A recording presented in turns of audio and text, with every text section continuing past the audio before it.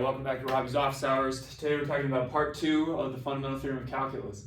So the statement is here, all right? So basically what we're saying is that if I take the integral of some function little f from a to b dx, that's going to be capital F at b minus capital F at a. Now what does that actually mean?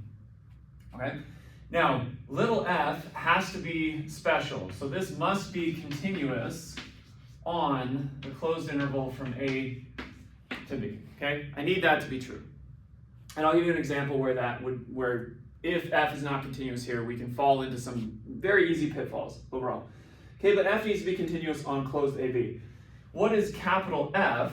Well, remember there's this thing in math where we call capital letters the antiderivatives of the lowercase letters. So f is going to be an antiderivative of little f, okay?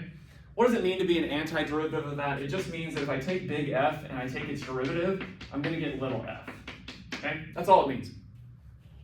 So the second fundamental theorem of calculus literally just gives you a way of computing definite integrals without all that limit as n goes to infinity, of sigma, of blah, blah, blah, blah, blah, all these limits of Riemann sums, okay?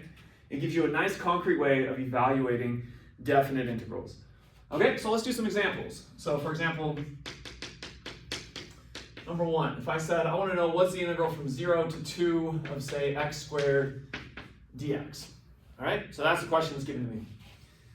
Well, I come over to the second fundamental theorem of calculus and it says, well, identify what little f is.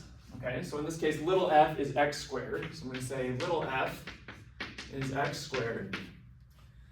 I know what a and b are because those are my lower and upper bounds, respectively. So a is 0, b is 2. Great. The last thing I need is capital F. Well, capital F, we just need an antiderivative. Okay, so this is an antiderivative, not the most general. So I don't need a plus c, and I'll show you why. But how do I find an antiderivative of x squared? Well, I can do the reverse power rule, right? I can say, well, the 2 is not negative 1, so it's not a natural log. So I'm going to add 1 to 2, so it's going to be x to the 2 plus 1 is 3, all over 3. So that would completely work. Now, some of you might be saying, well, no, Robbie, you need to have a plus c. You need to have plus c. And it's like, oh, fine, I'll give that to you. If you want to put plus c, that's fine. You don't need to. You're wasting your time. But let's suppose we put a plus c here. Okay, so first and last time I'm going to put a plus c when doing things like this. Okay, so now let's apply the theorem. What does it say?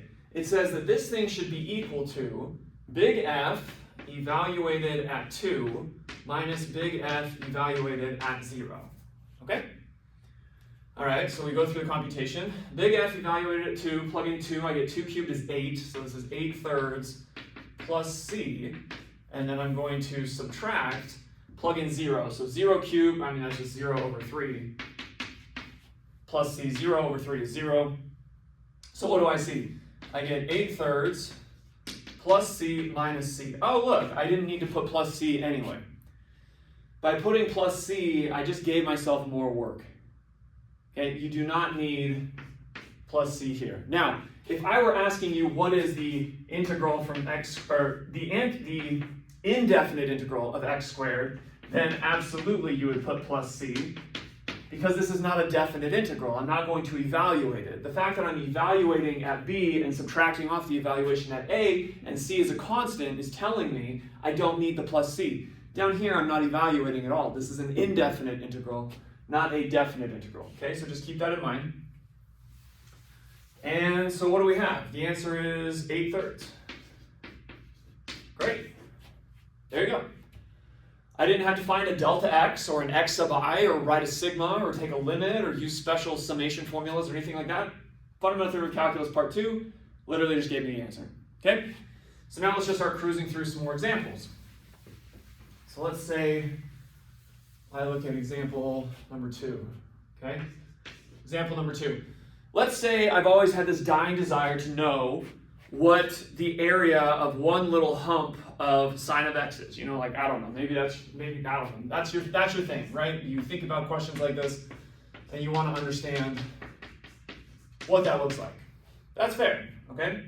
So I look at the graph of sine of x. Sine of x looks something roughly, okay, like this. Here's y equals sine of x. And I've always had this burning desire to know what is that area in that particular part right there. So here is equal to pi, here is equal to 0. And so I really want to say, what is the integral from 0 to pi of sine of x? Okay. Again, we go through the second fundamental theorem of calculus. It says f of x is sine of x. I keep calling it the second fundamental theorem of calculus. I mean part 2 of the fundamental theorem. So f of x is equal to sine of x. Fine.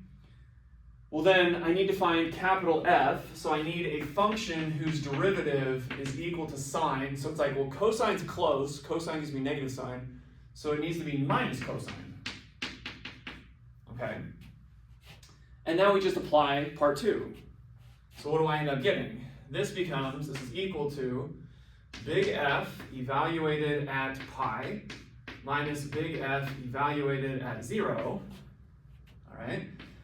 So big F evaluated at pi, be careful with negative signs here. There's a lot of them. So I'm going to get what? Minus cosine of pi minus cosine of 0.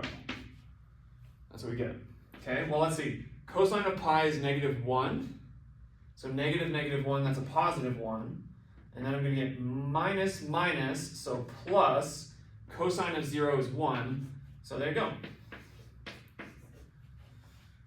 So your long lost desire to know what is the area under sine of x in that little piece is 2.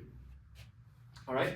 So as promised, let me show you why f needs to be continuous on the interval from a, b. Otherwise, you're going to run into some problems. Okay? Let's go through that. And this is very common. Like this shows up quite a bit. So I'll erase this statement. I don't need this anymore. I'm getting more practice with it. Okay? So let's say we do this. Okay, example number 3. What if I were to ask you what's the integral from minus 1 up to 1 of 1 over x dx? Okay? 1 over x dx.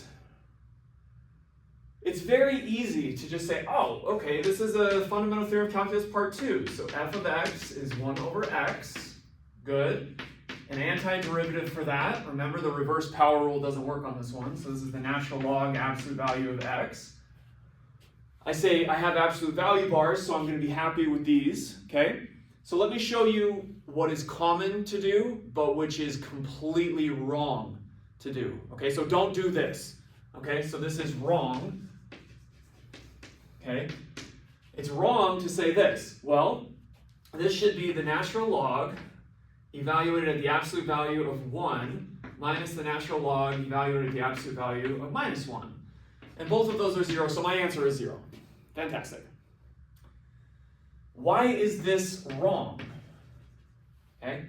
It's wrong because this equality is only true from the fundamental theorem of calculus part 2, which means if the fundamental theorem of calculus does not apply, that equality is false. Okay, so why does it not apply? Well, think about it. What interval are you on? You're from negative 1 to 1. Minus 1 to 1. And the condition of FTC part 2 was that f had to be continuous there. Well, 1 over x looks like this. It's got a vertical asymptote at x is equal to 0. So here's negative 1, here's 1. And you're saying your function is discontinuous on there, so FTC doesn't apply. So this is completely false. Like FTC doesn't even apply here, all right? The way that you would handle this, oh, and by the way, people will make an argument for this, okay, is they'll say, well, yeah, but look by symmetry. Look at the picture. The area here is the same as the area here, but this one's negative and this one's positive, so like 0 actually is right. It's like, that's garbage. That's nonsense, okay? Complete nonsense. Because this area right here is infinity. And so you're basically saying infinity minus infinity, which we learned in the L'Hopital section, that's indeterminate. So no, you can't just say by picture, proof by picture, this is true. This is dead false. You need what's called improper integrals in order to handle this. So this is what's called an improper integral. And they're relatively easy to handle, but that's a calculus 2 topic. The FTC part 2 does not apply here.